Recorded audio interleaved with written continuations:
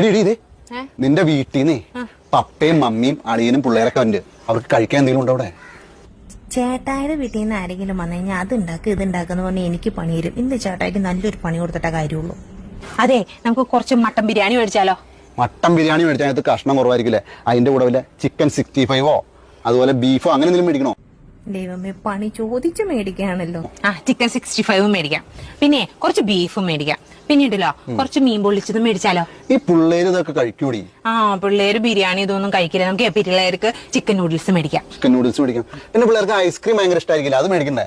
Ice cream ഭയങ്കര ഇഷ്ടം, എനിക്ക് ഭയങ്കര ഇഷ്ടം. മേടിച്ചോ. ഇത്രയും പോരേടി.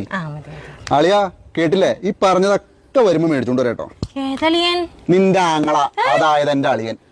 അവൻ വീട്ടിൽ നിന്ന് ഇറങ്ങാൻ നേരത്ത് പറഞ്ഞു, അളിയൻ കടയിലൊന്നും പോയി ബുദ്ധിമുട്ടണ്ട, എന്നാ വേണ്ടെന്ന് വെച്ചാൽ ഞാൻ മേടിച്ചോണ്ട് വരാന്ന് പറഞ്ഞു. ഞാൻ ആയിക്കോട്ടെ എന്നും പറഞ്ഞു. ഇനി എന്തെങ്കിലും വേണോ? വേണമെങ്കിൽ ഇപ്പൊ വിളിച്ചു പറയാം.